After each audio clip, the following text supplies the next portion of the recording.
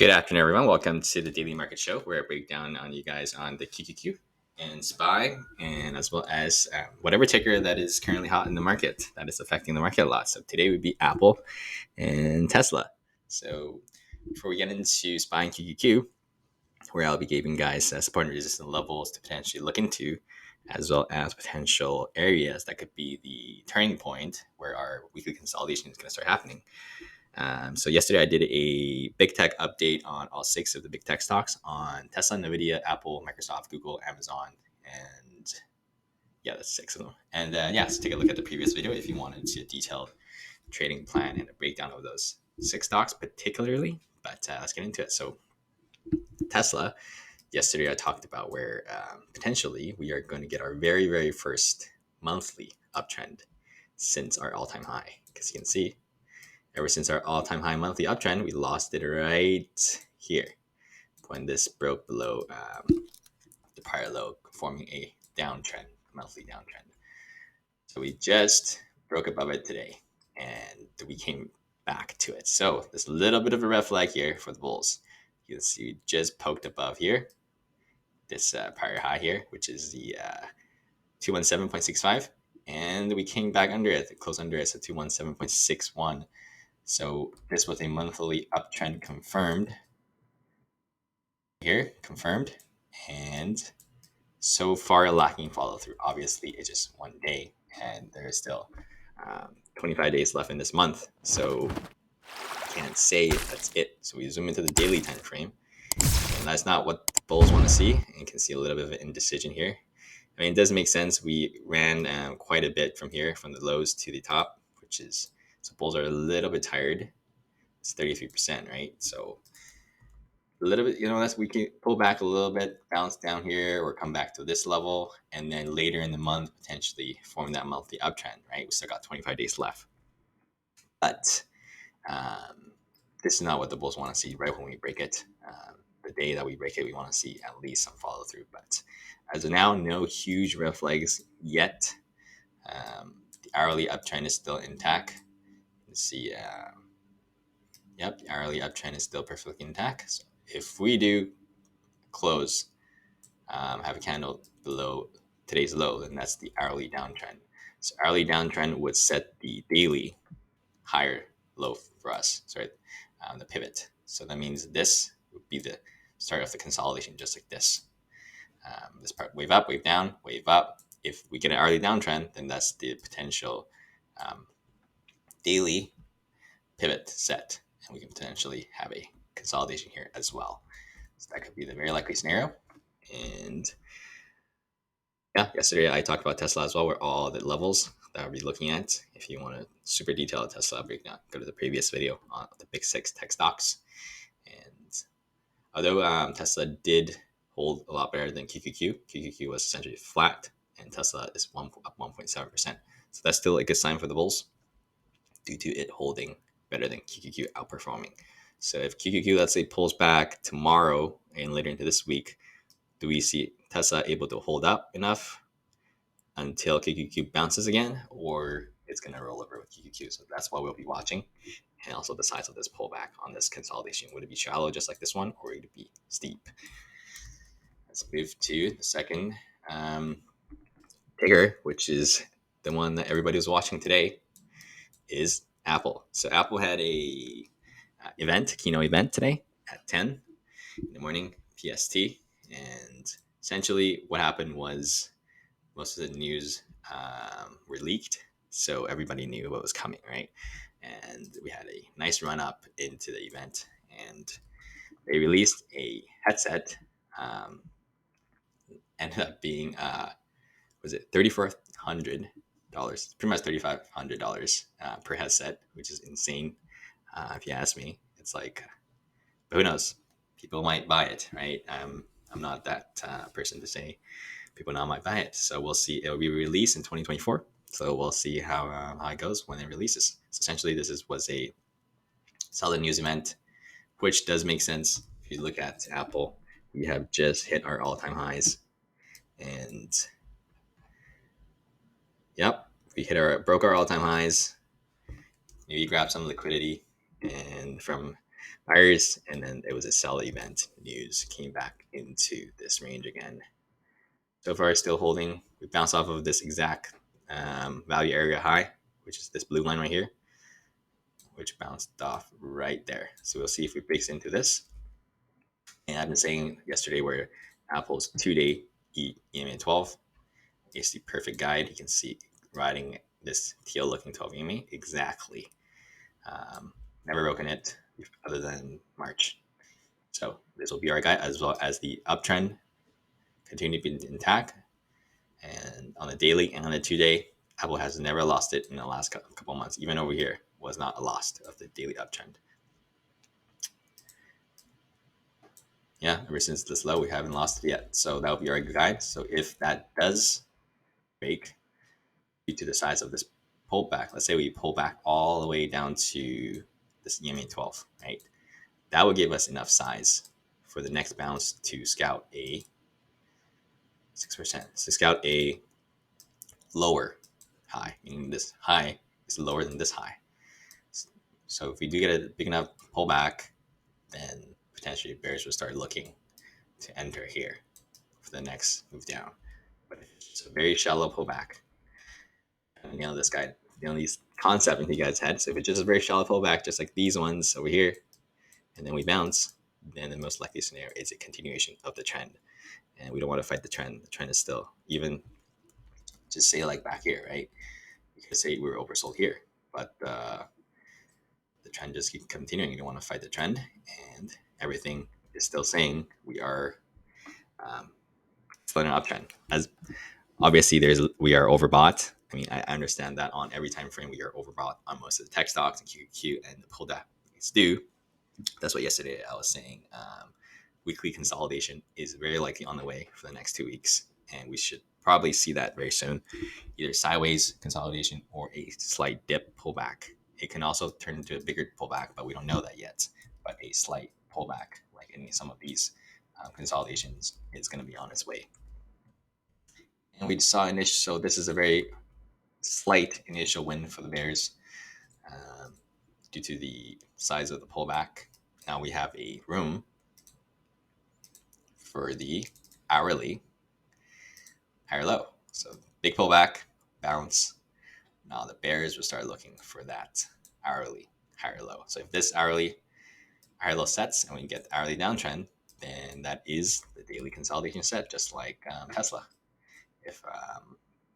So if that has sets, then we zoom out to the daily time frame. Then we look for that EMA 12 support on the 2-day and see if it bounces there or not, or a continuation of the bear trend. So we'll see if the bears can pull this off this week or not. I know everybody wants a short. It's very tempting. I get it, but we just gotta be patient until we do see bears prove to us that they, make a big move, and then we get in on that higher low. Yeah, and Nvidia yesterday, I was talking about potential head and shoulders still on the table. 4 hours, bearish pattern, uptrend into a downtrend is a head and shoulders pattern. Need to break that neckline, but let's see. But now it's starting to look more like an equilibrium. So equilibrium means it's a tightening range, big move up, big move down, and the move up is within the prior move. So this one's also within this prior move. Now we have just bounced a little bit, and we'll see where it's going to break tomorrow. Pretty much exactly. So equilibrium just looks like pretty much like this.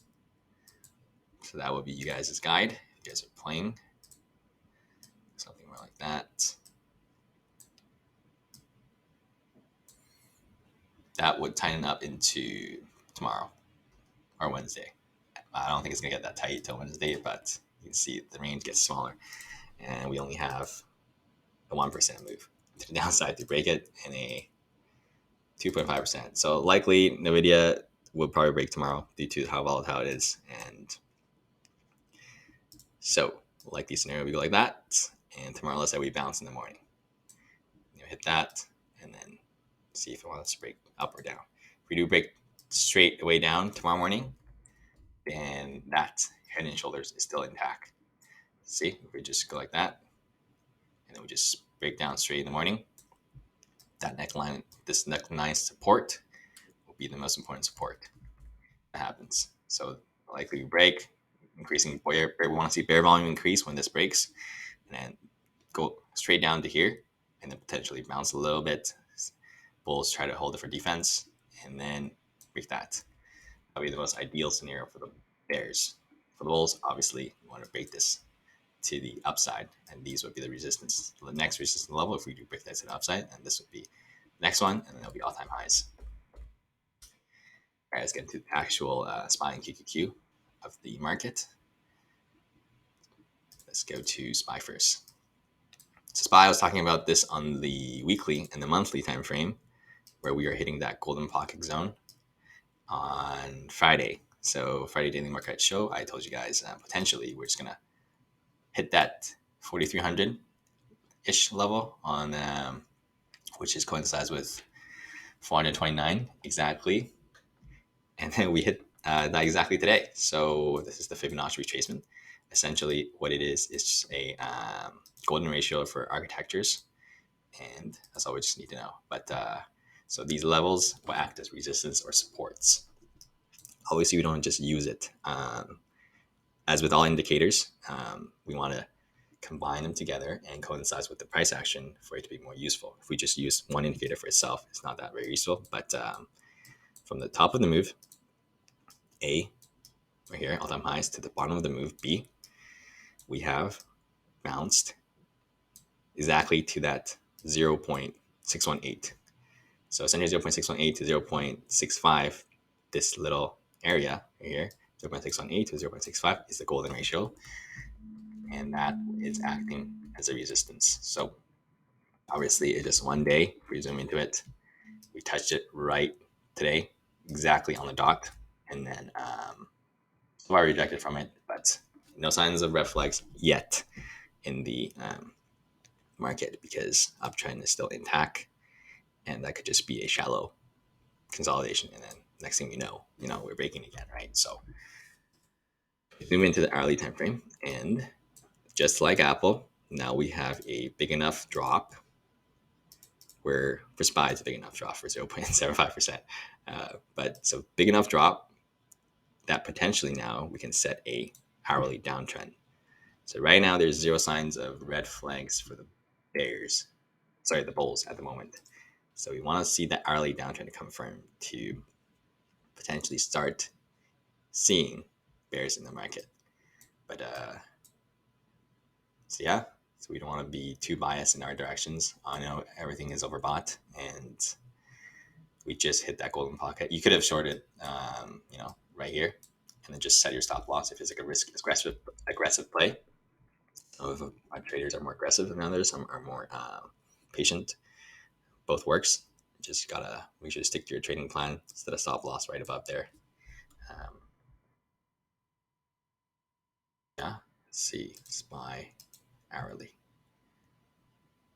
Potentially, we might get another move, just a bigger move straight down, and then the bounce happens. Then we potentially set the lower high for the hourly downtrend.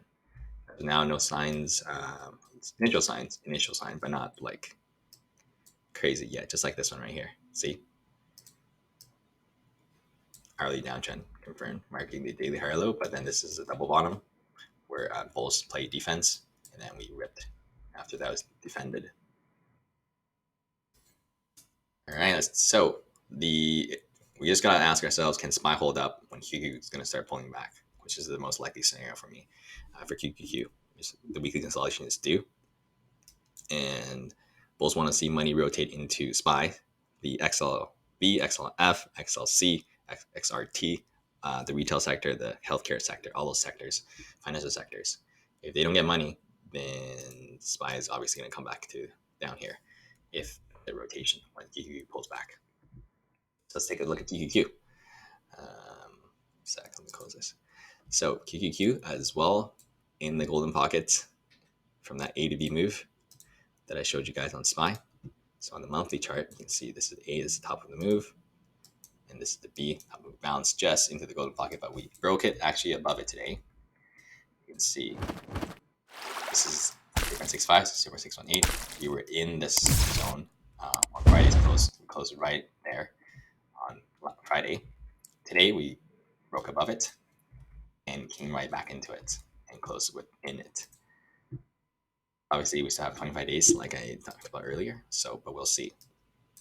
On the daily, it looks not as good with this 2x here. Here, when we came into it, now we're back down it, and as well as it's starting to slow down. You can see the price action. Every time we consolidate, the next move up is huge, and then we consolidate here again.